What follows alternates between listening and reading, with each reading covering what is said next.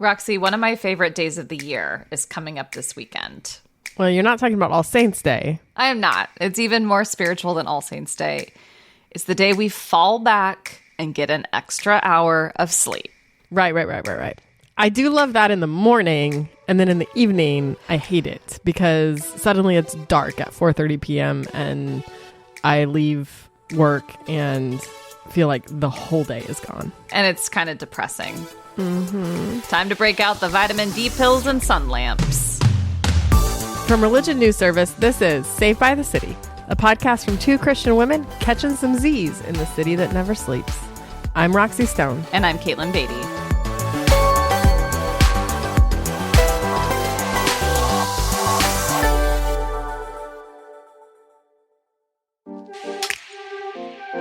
We were with some friends last night and shared about an unexpected change in our lives.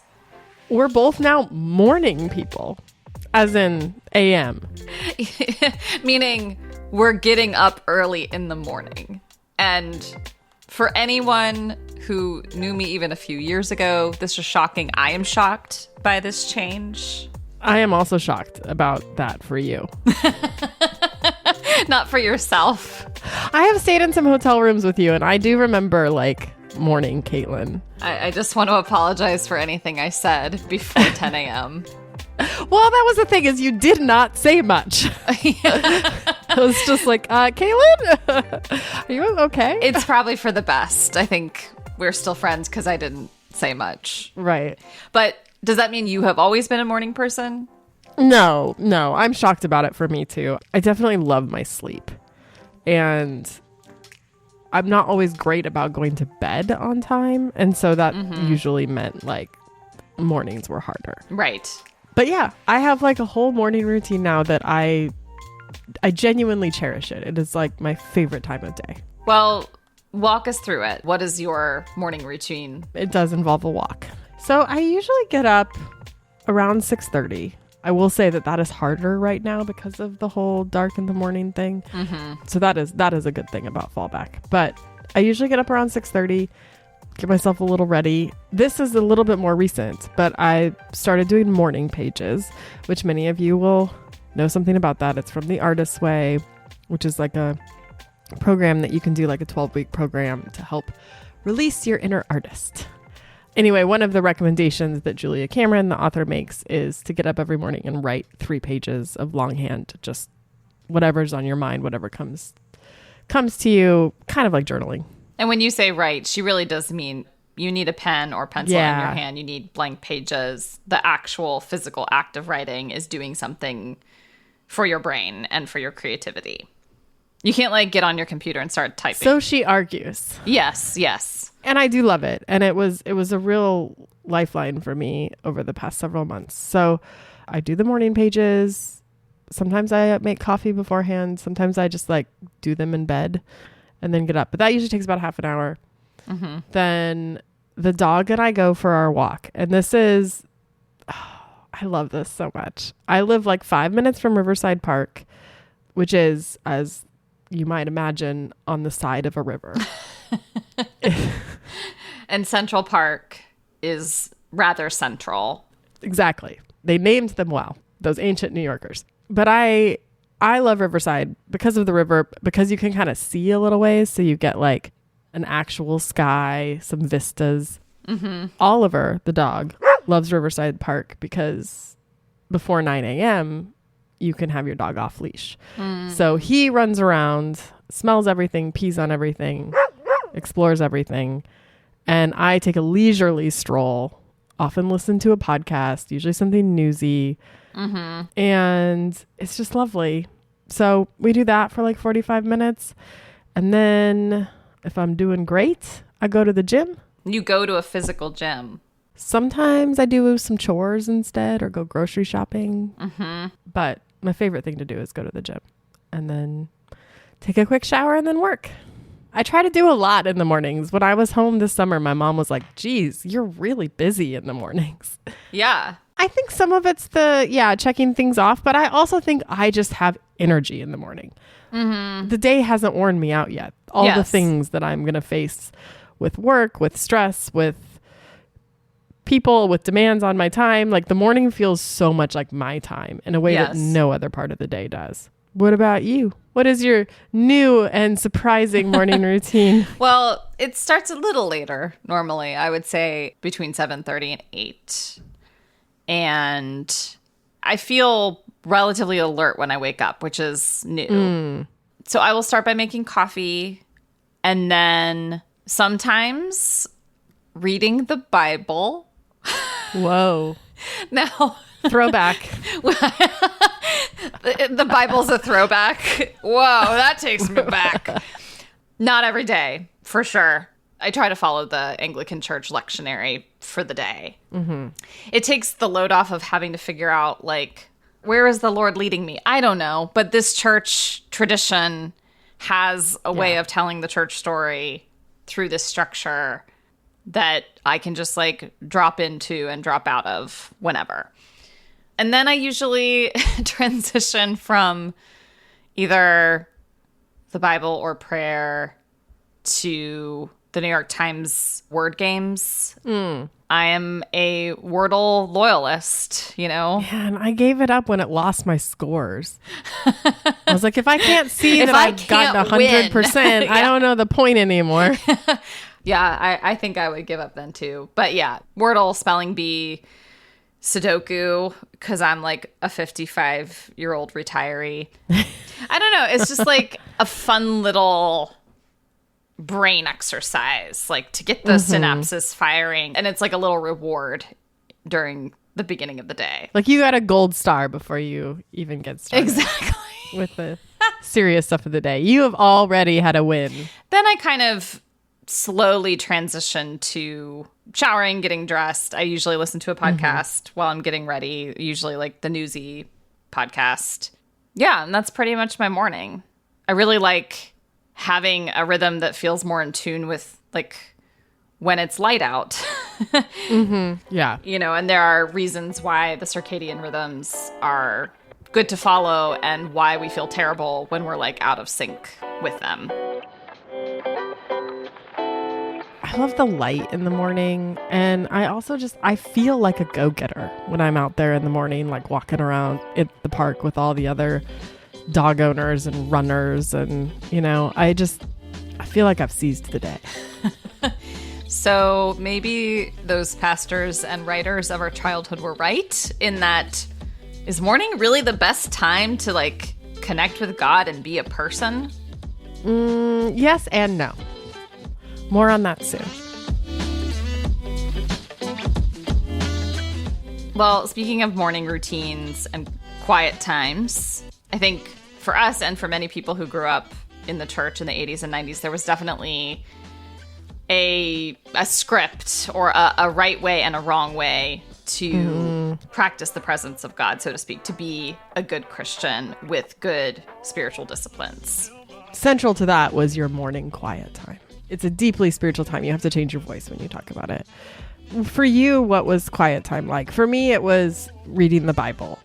Maybe as a kid, I would like play, not a kid, but like a teenager, I would play some worship music in the background or something while I was reading the Bible. Sometimes I would write prayers out to God. Most of my journaling as a teenager was actually like praying to God, which is kind of sweet and wonderful. Now you're just praying to yourself. You're praying to Julia Cameron in her artist's way. It sounds like an idol. Well, she does talk about God. And she says if you're uncomfortable with the word God, you can call it good orderly direction. So. Okay, that's cheesy but effective, as most acronyms are. My journals growing up were prayers on one page, and then you'd flip the page and it would be like a list of the boys I had crushes on. Hey. I think I got to like 20 or 21 one season. That was like a litany. Yeah. That's where my mind and heart were. A type of prayer. Yeah.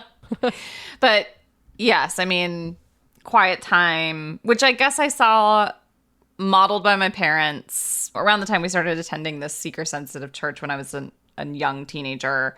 But then, like, you know, our youth pastor would talk about this. And if I was doing it well, it was like listen to a couple worship music songs, study the Bible, and then pray. And I just remember feeling like if I did it, it was like a big like spiritual check mark. If I didn't do it because all sorts of reasons, I'm backsliding. Oh, yeah. The implication was that you need to keep doing these things in order to be in God's favor or a good Christian or a Christian that's growing. There was very much a kind of performance and like maximal spiritual optimization rather than even like connecting with God for its own sake. I felt all of that too. I felt particular like angst around the 1-year Bible reading plan, which I did every year for several years. But a lot of times, like, I would have to spend a couple hours on the weekend catching up. But you did do it. I did it for 3 years in a row, which whoa, actually was pretty awesome. And I have a little bit of jealousy for that particular form of like discipline that my teenage self had, even if it was a little bit driven by some fear, some sense of like, this is what it meant to be holy and that like God would be mad at me if I didn't do that. But so I don't know that I want like to be driven by a fear of divine punishment, like that kind of discipline, but it was effective around the Bible reading. Well, yeah, I mean, you can now say that you've read the entirety of scripture from beginning to end at least 3 times. I can say that. And you will, and you do. Whenever I get a chance. Yeah, it's kind of like, regardless of the intention or the motivating factor or emotion, it led to this good, structured result. But it would also be great if that were backed more by like curiosity or I just want to learn for the sake of learning rather than I need to get a gold star from God. Right. But I also didn't do it in the morning as a teenager. So I don't even know if it counts in the same way. It doesn't. I'm sorry to say. So when did this performance-oriented framework really start to break down or shift for you? It was in college. I had read a book called Grace Walk, which is a real throwback. And it wasn't like a super popular book, you know, but a couple people in my like small group read it. And I found it really profound and beautiful. And this like really, this invitation to a kind of relationship with God that I did not have, that was not driven by performance, that was driven by grace. And it felt expansive and freeing. The author is named Steve McVey. Yes. It was published in 2005. It has sold almost 200,000 copies. So surely some of our listeners have heard. That's a big book. Let us know if you also remember this book. So I had kind of challenged myself at the time to drop the to-do list of spiritual disciplines, you know, like the 1-year Bible reading plan, whatever journal I was working through, probably some devotional journal or something, you know, like to just kind of drop that stuff. And I was really afraid to do it because I was afraid I wouldn't actually do those things then if I didn't make myself, if I didn't have the sense that I was supposed to or had to, if I let go of this idea that God would be mad at me if I didn't do them or disappointed. And in fact, that is what happened. I had a really hard time after that, like reading the Bible in the same kind of way. Kids, the lesson is divine punishment is a really effective motivator. And I think we should use it for all of us. The Lord is peeved. Do better. So I don't have an easy like arc narrative to describe like how I went from like to-do list disciplines to a beautiful feeling of spiritual connectedness to God that is self-driven, because it doesn't feel simple to me. I feel like it took a long time for me after going through that transition in college. It took me a long time to figure out the kinds of practices that made sense to me, that made me feel connected to God. And I would also say that that is something that has not stayed the same, or that I have not like found the magic thing. I probably stopped trying to have a quiet time in earnest in my late 20s. which is when I was going through significant personal crises and pretty mad at God. The anger can go the other direction sometimes. And I just had this sense of like, I'm losing my faith, or this is bad. So I'm like, okay, this year I'm going to do one of those read the Bible in a year plans. This will get me back on track. I paid for a plan. I geared myself up. And I will say I made it to maybe mid-February because annual Bible reading plans tend to die in the book of Leviticus. In the dead of winter. Yeah, exactly.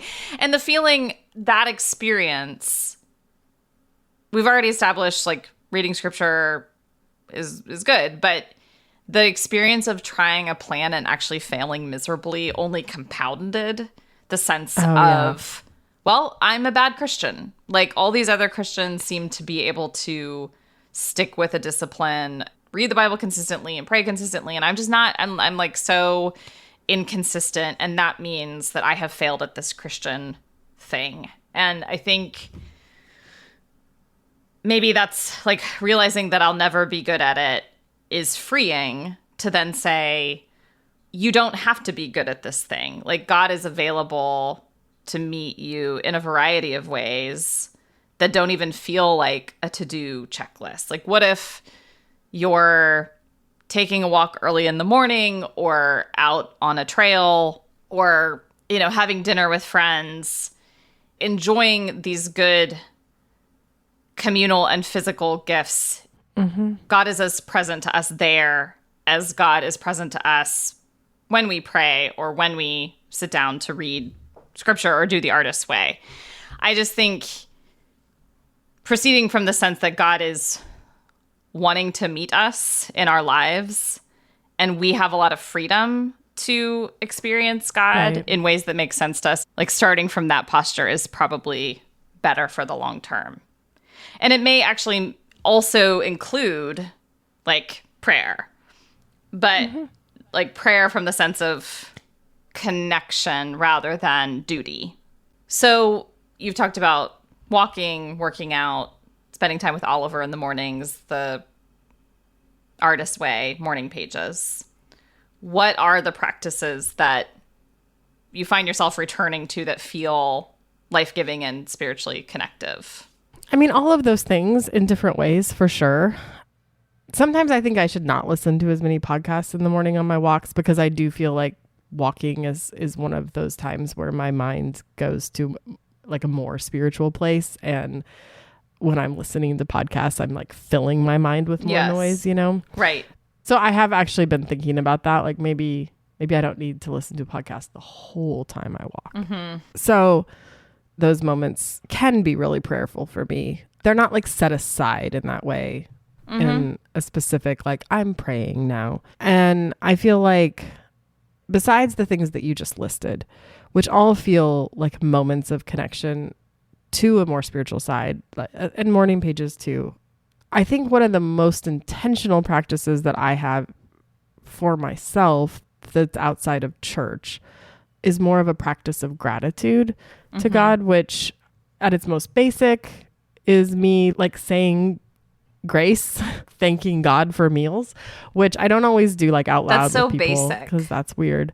I know. Like there is something about nourishment and like the work of community and people and land and animals and everything that goes into keeping us alive. That feels like a moment worth being grateful for. Beyond just the basic of thanking God for my food. Like I do think there really is something to being aware when you are attentive to the world around you that breeds a kind of gratitude. And I think being able to live in a space, in a posture of gratitude is one of the ways I can feel the most connected to God as a source in my life, as a loving presence in my life. And also sort of can reframe for me just like the way that I view the world or the way that the mood that I might be in or something. Practices that help us pay attention to life as life and like what an incredible and mysterious gift it is. And like we may not be here, but we are. And as people of faith, we acknowledge that we have been given this gift from God, and it's ours to enjoy and to savor. What about you?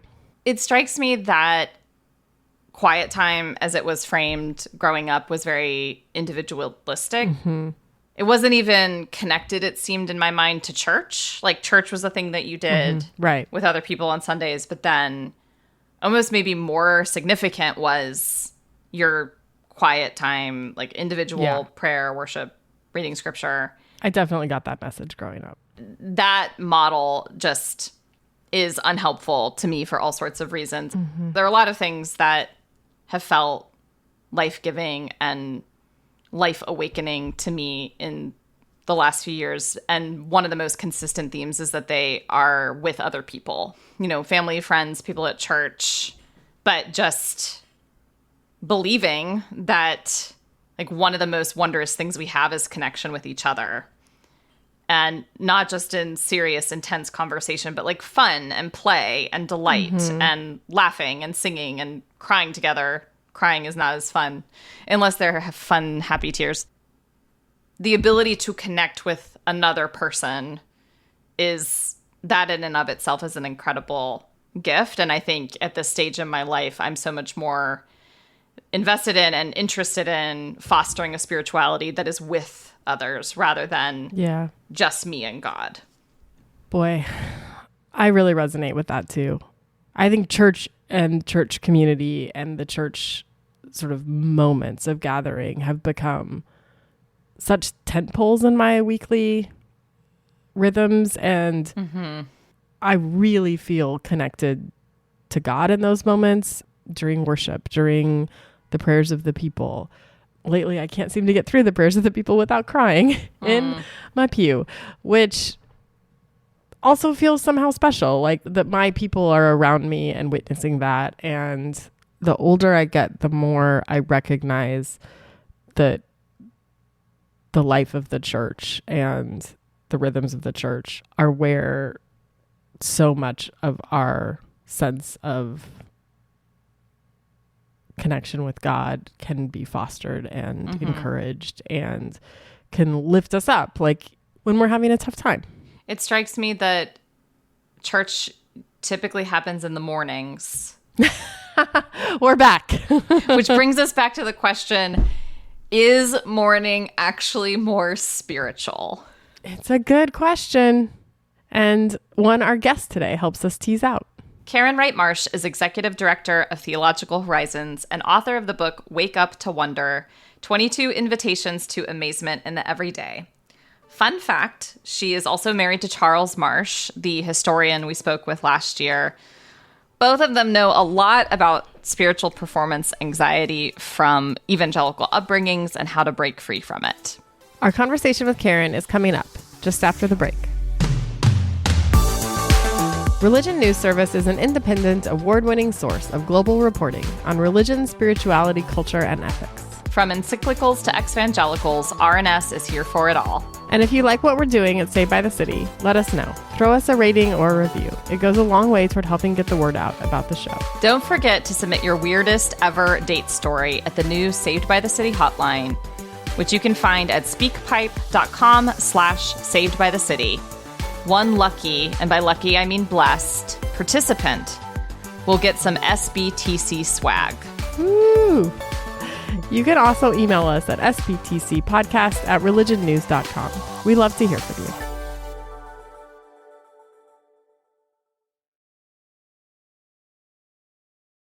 I have some troubling news, Roxy. Those evangelical pastors might have been right after all. Well, even a broken clock is right twice a day. Ouch. Okay, so there is some scientific data confirming that mornings are actually better for humans. Let me guess. Something to do with our brains? Those scientists love to talk about brains, but you're right.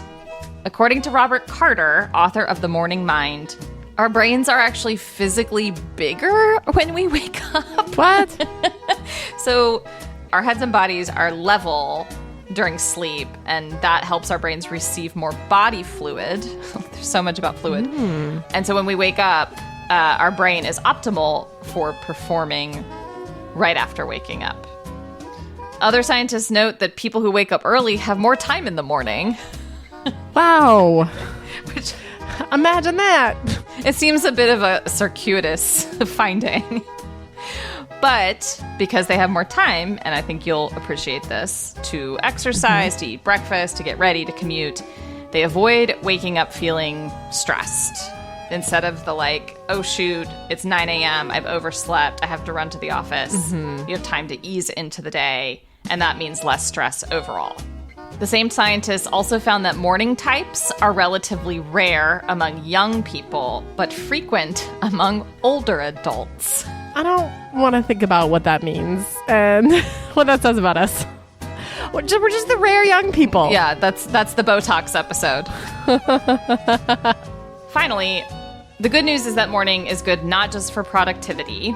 A recent New York Times piece covered the benefits of morning meditation, just even 5 minutes in the morning of breathing exercises to calm and focus the mind for the day. Dr. Eva Tsuda says morning meditation sets the tone for the day and more easily becomes a habit when it's done in the morning. All right. Well, the science says it all. The data proves it. We're better people. We're better people because we're morning people. We'll pray for you, night owls.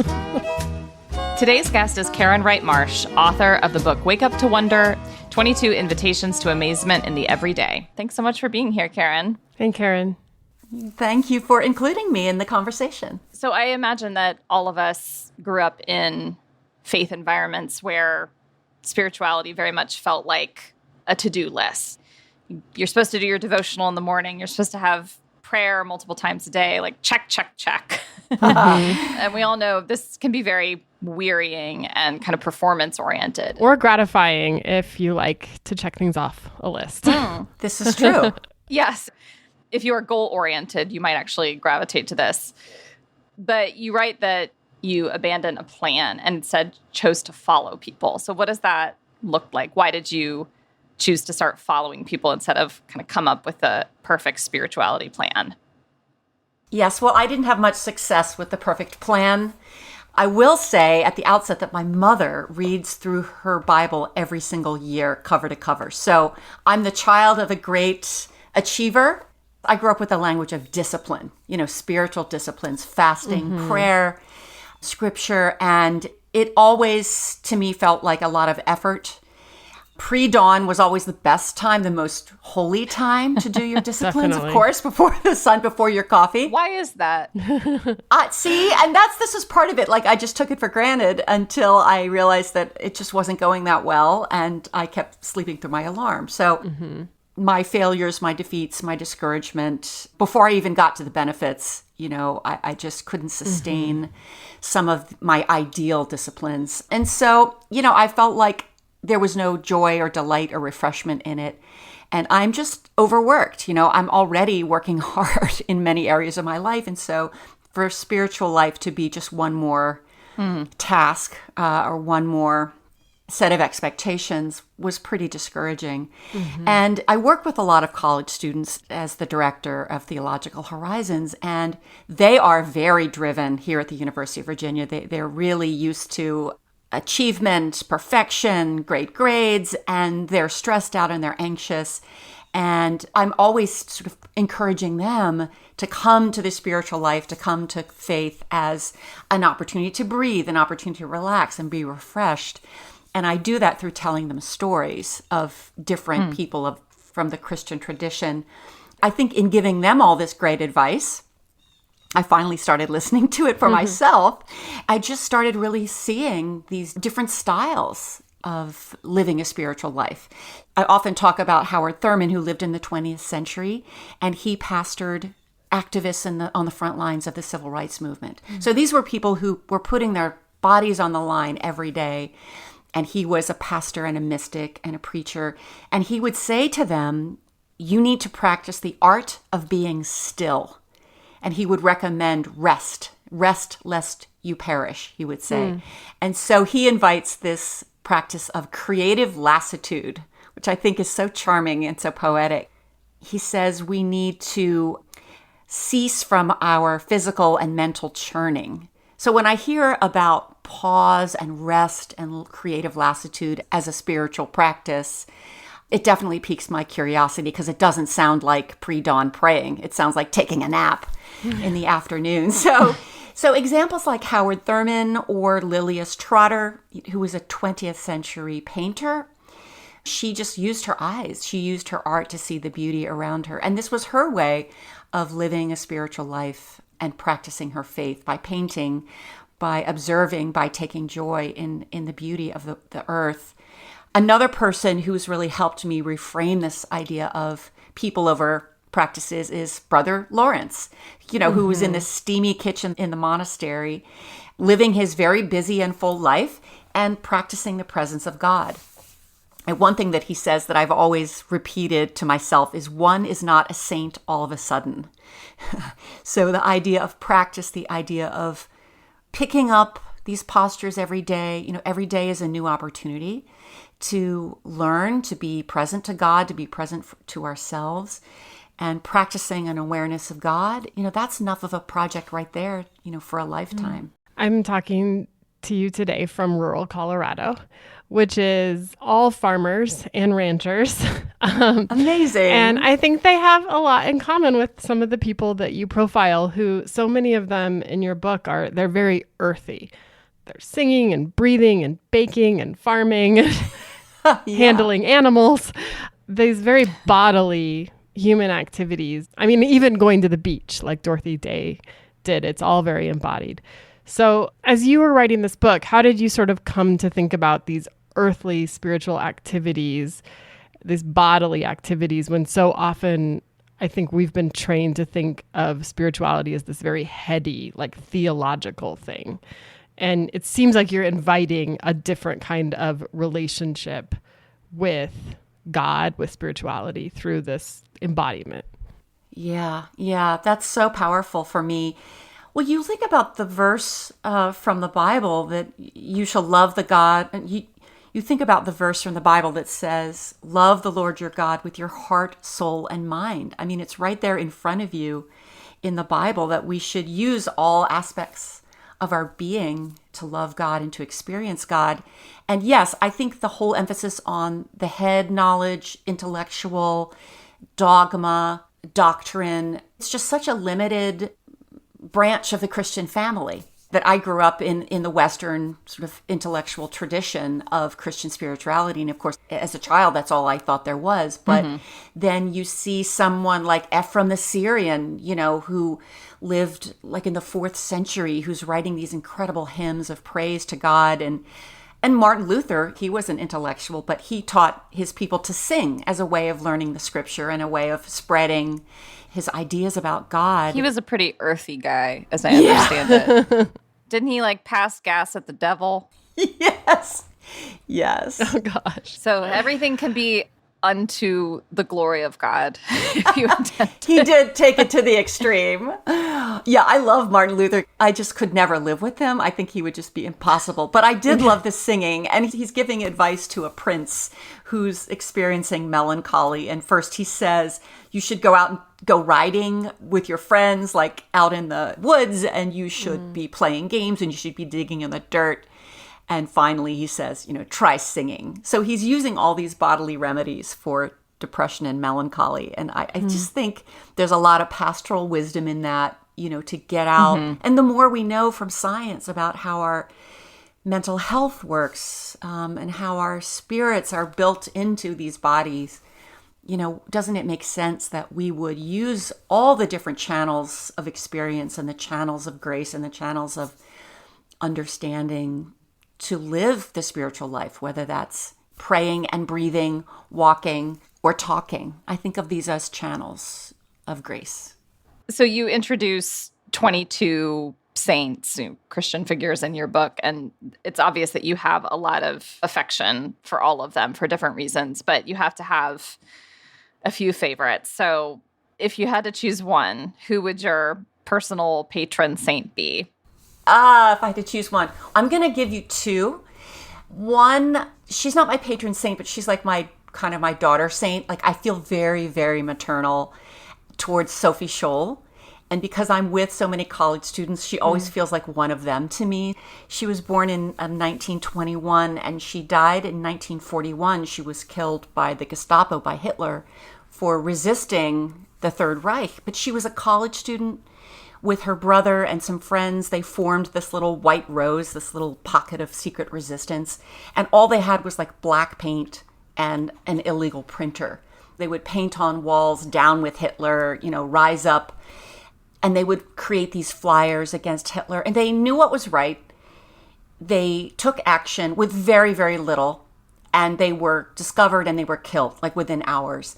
And so I just love her because she feels so dear to me as a young person who, again, didn't make a big deal out of it. It wasn't some sustained discipline. It was just acts of courage in small things. Mm-hmm. I think as far as my patron saint, it's Wangari Maathai, who was a Kenyan woman born in 1940, and she lived till 2011. And I love her right now because I, like everyone, I'm so concerned about the earth and the environment. Mm-hmm. And she saw in her home of Kenya the destruction of the trees, of the land that she had grown up in, the land of her people. And so she gathered the women of her village and then the women of Kenya to plant trees, these tiny little seedlings, and they planted more than 40 million trees. Wow. In Kenya alone. And these were everyday village women. And she also taught nutrition, and she got involved in politics because she saw the urban landscape being destroyed. So she created these great acts of resistance. She saved this major park in Nairobi, and she ended up winning the Nobel Prize for it, after being imprisoned. And she was a Christian person. She was educated at a Catholic college in Kansas. She studied biology, but her faith was so much more than her education. It was, here is my country, here is my land, here are my people. What do we need to do? We just got to plant some trees here. So I think of her as my patron saint because she gives me no excuses, basically, to find some way of action, to find some way of making change in my own neighborhood with my own people. Wonder, which is the headline of your book. What is it about wonder in particular that you feel like offers a kind of antidote to the world we're living in right now and the context we're living in right now?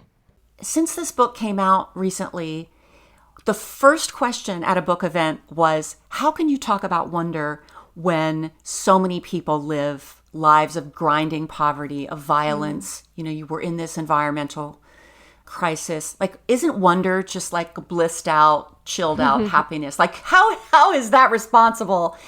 And that was a great question because it's really gotten me thinking. And I mentioned Howard Thurman earlier, and Howard Thurman has this answer for us, which is to see the small things around us is so critical. To bring a posture of wonder, a posture of awe, is a survival technique. Dr. Keltner, who's a scientist at UC Berkeley, he's a scientist of human emotion, and he's written a book about awe. And I put awe and wonder together. And he talks about the experience of awe is when you encounter something vast that transcends your understanding of the world. We're built for awe. We're built for wonder. When we get tears in our eyes at a beer commercial, these are emotions and these are experiences that are good for us and are vital for us. I think of wonder as an antidote to burnout, as a call to make time to care for ourselves, to care for other people, to notice the world. And I think when we bring wonder, let's say, to the environment, the more we love the tree in front of our dorm, the more we want to save it, the more wonder we find in one another. That person on the street asking for money, the more love and compassion we can bring to them. What do you think, Roxy? How does wonder work for you? I like that you chose wonder because I think it demands attention. And I think it's really hard to find if you're distracted. At least for me, I feel like generally it involves more than one sense and really connects me to either a moment or a place. And place is really important for me, and being out in nature. I mean, it sounds obvious. But yeah, like that's usually when it happens for me. But I think there is something about it that really demands a fullness of yourself. Mm-hmm. What are you thinking, Katelyn? I mean, you mentioned the students you work with, their relationship with screens feels very familiar. And there really has to be a muscle exercised to pay attention to what is going on beyond the screens. These platforms that we're on, they're designed to be addictive. And just even little things, like I'm just going to walk and see what I see and be present. Even that feels kind of like a huge ask. But if you did that, I don't know, 20 minutes 3 times a week, your relationship to the world and your openness and curiosity about the people and the place around you could really shift in a positive way. And maybe whatever's going on the screen feels less attractive. Yeah. Yeah, I think that's right. I mean, you have the authentic experiences. You practice it a couple of times or enough times where you feel the difference between listening to birdsong. We know that listening to birdsong gives us literal mental health benefits. So I'll often tell myself that, or when I'm talking to other people, it's like the more scientists know how our bodies and our brains work, the more affirmed we are in pursuing these practices of wonder and amazement. And you can choose other ways of being that will restore that sense of peace and wholeness to you, because that's what it's made for. I love Rabbi Heschel. One of his passages, he talks about to be spiritual is to be amazed. Something to the effect that when we lose our ability to be amazed, that is a sin. When we don't see the wonder in the world, that is unbelief. He says, everything is amazing. Everything is phenomenal. Take nothing for granted. And so for me, like getting back to this first question of spiritual disciplines, like that doesn't sound like that amazement isn't quite on that list, but it should be. Well, let's explore the wonder together. Roxy. Unfortunately, it's hard to do over a screen, but that is how we are connecting today. But since there are so many great exercises in your book, Karen, I thought perhaps we could try one together to round out our time. I would love to do that. Well, let's try this little exercise. It's from the invitation. I call these chapters invitations from Brother Lawrence. And the invitation is to choose your intention. And I talked about Brother Lawrence. He was the guy who lived in the kitchen, who practiced the presence of God. And he talks about a brief little remembrance of God. So I love the small scale of his practice. So we're going to start with a quote from Brother Lawrence, and then we're going to do a guided meditation together. You will not be asked to share with your neighbors, so you can relax. There will be no sharing. All right, so here are words from Brother Lawrence from Practicing the Presence of God. We must not grow weary of doing little things for the love of God, who looks not on the great size of the work, but on the love of it. Again, we must not grow weary of doing little things for the love of God, who looks not on the great size of the work, but on the love of it. So if you're comfortable, you can breathe, close your eyes, rest your gaze, whatever you like as I invite you into these prompts. Might you think of one thing you can do in the coming 24 hours for the sake of God or someone else? Put aside grand resolutions for now. Settle on a small, practical action that expresses your care.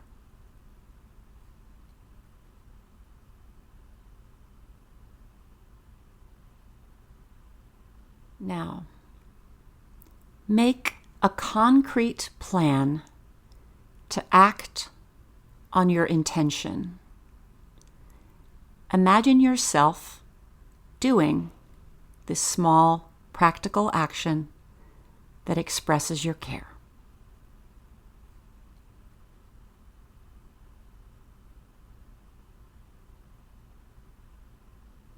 So as you return from this teeny tiny invitation, hear these words from Brother Lawrence, who said, "We must not be surprised at failing frequently in the beginning. In the end, we will have developed the habit that enables us to produce acts of love without thinking about them and derive a great deal of pleasure from them. Thus endeth the practice." I like how practical this was. Very. Make a plan.